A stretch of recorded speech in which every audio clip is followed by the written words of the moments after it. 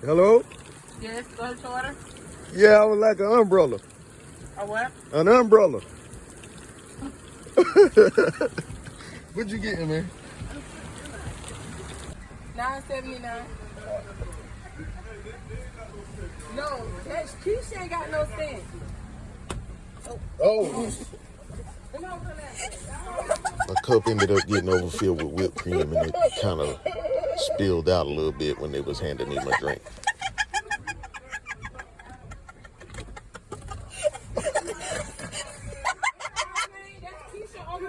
She did it, overfill it, he left. Oh, She man. overfill it, blame her. She couldn't hear without her glasses. I had to open her ears.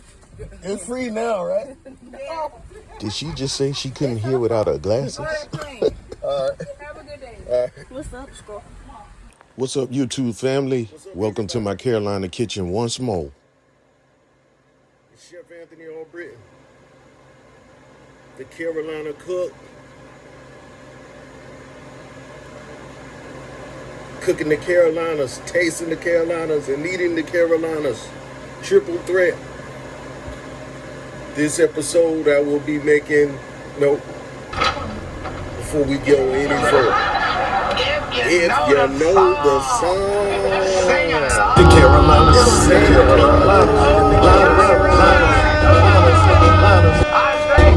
Cooking is my specialty.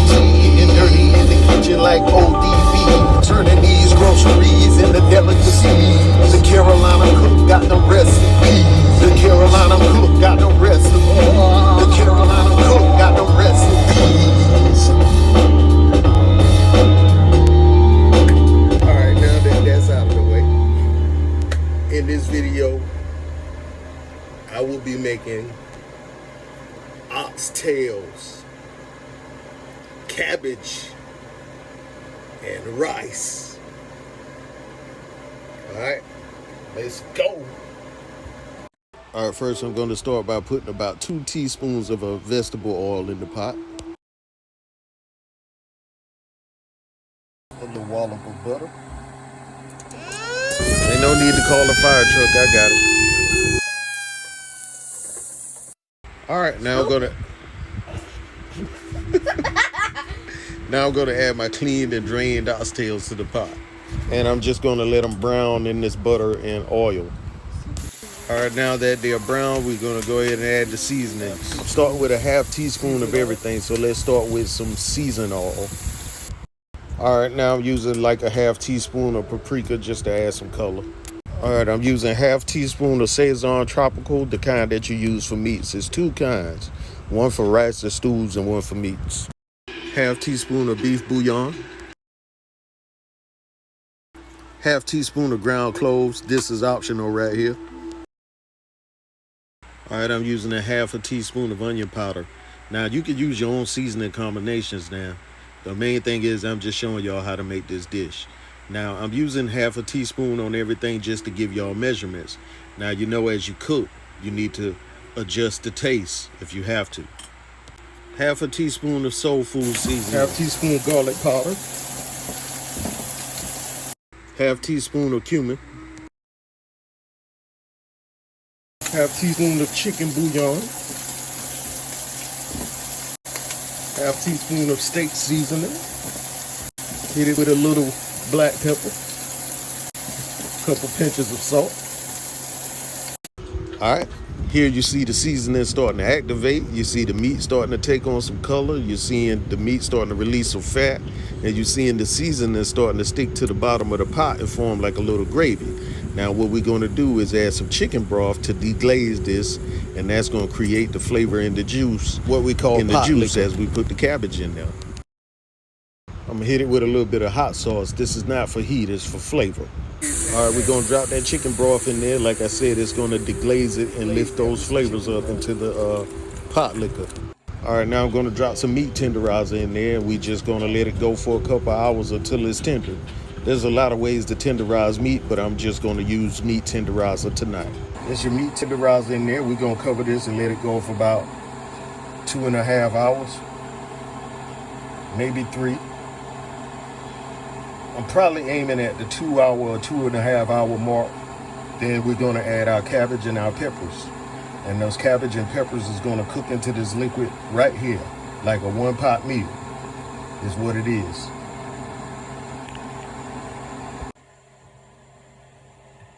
Now the important thing is to put this on low heat, a low or moderate heat, because if you heat it too high, I'm gonna bring it to a boil first, then I'm gonna bring it to a low simmer, because you wanna cook it slow if you want your meat tender. You cook it too fast, it's gonna make the meat hard. We don't want that. The time right now is 8:29 p.m. So I'm gonna come back and check around, check the tenderness around maybe 10:29. And I may let it go till like 11:29. But it's not gonna take long for the cabbage, you know, to tenderize and cook once I drop it in that liquid. You know how that go. See, if you mess up and put your cabbage in there now, it's gonna cook to nothing. It's gonna almost disintegrate by the time the oxtail is tenderized. You're just gonna have some mushy cabbage residue left.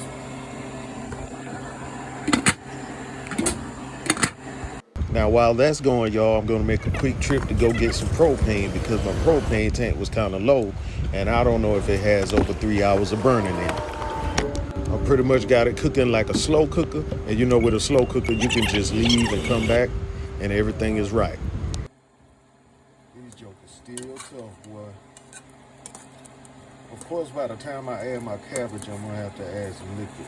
Boiling the oxtails for this long, you know you're gonna have a lot of reduction. So yeah, you may have to add some more liquid. Still tough. Take time and patience on oxtails, boy, I'm telling you. All right, y'all, I'm just now getting started on my cabbage and my peppers. The oxtails are coming along, so let's go ahead and get this prepped up and get ready for the pot. All right, so I basically got red peppers and some yellow peppers cut up. Okay, y'all, the oxtails are going to release a lot of fat into the liquid, so you want to skim that fat off of there. You don't want this nowhere near your arteries. You don't want your arteries slapping the plate out your hand when you try to eat these. All right, I know this may seem like a lot to some of y'all, but I'm leaving a lot of these steps in this video so that they can come out right when you try to do your oxtails. You can just look at a lot of videos and look at the oxtail and see that those oxtails are not tender enough to try to bite off into. It's going to take about 3 hours to get your oxtails tender. Now, I don't want these falling off of the bone in my cabbage. So after about 2 hours, when they started getting tender, that's when I'm going to add my cabbage and then let them cook the rest of the way. I want them at the stage where they're just about to fall off of the bone, but not quite. All right, that's a lot of reduction going on there, so we're going to add some water. All right, y'all, it's about time to start adding this cabbage. So before I do that, I'm going to check the tenderness of the oxtails. All right, y'all, I stuck them with a plastic fork. And if that plastic fork can go through them easily, I know they're pretty tender now. So now it's time to start adding this cabbage, these cabbage and peppers. I'm gonna let the cabbage cook down first, then add the peppers.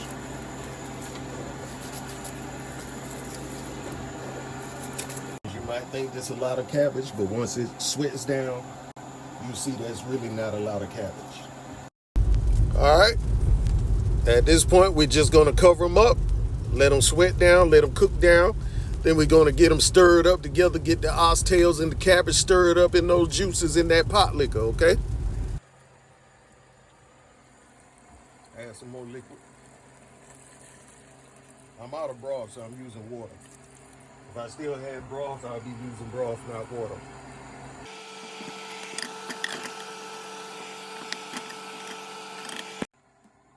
All right, that cabbage is about getting there. It only takes like 8 to 12 minutes to boil some cabbage. And you just want to boil them until they're fork tender. All right, so at this point, I'm going to go ahead and start adding my peppers.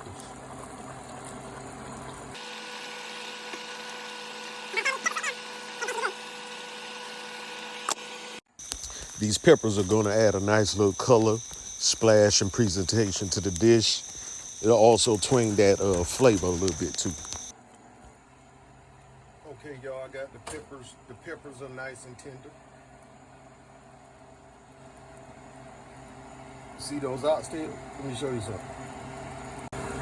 See how they so tender I can stick them with a plastic fork? So if that fork can do that, your teeth should have no problem. Peppers are nice and tender. I've turned the heat off.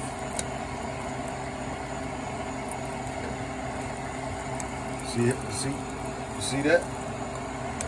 Nice and tender, falling off the bone.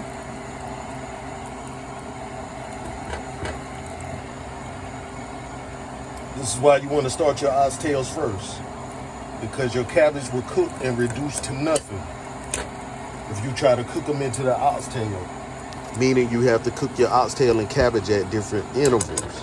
So you got to get your oxtails tender first, because the cabbage is going to disintegrate if you try to cook them both together. Let it sit here and rest.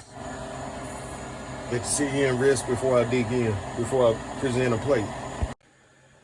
All right, y'all, that's my finished presented plate. I had a nice little rice tower going, but it collapsed, so I had to make it do what it do.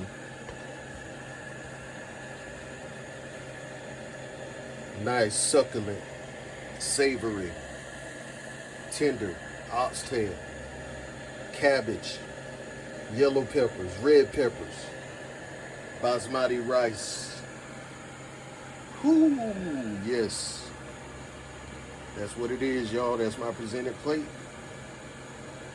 Let's eat. Let's get a little foodography in there first.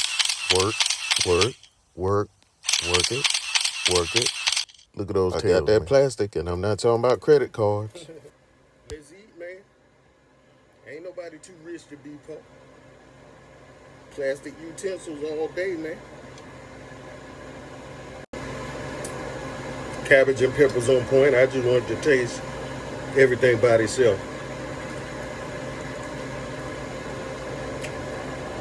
Now I want to show y'all how tender this oxtail is now.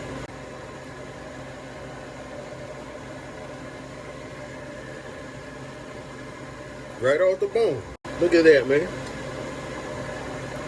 Oxtail, baby. Huh? Look how tender that is, man. Stomping with the big dogs. You see how that oxtail bone is just clean, man? That means it's tender, like you don't have to fight to get nothing off of that bone, man. Well, I'm telling you, knick-knack, paddywhack, give a chef a bone. It's so bussin', I started bussin'.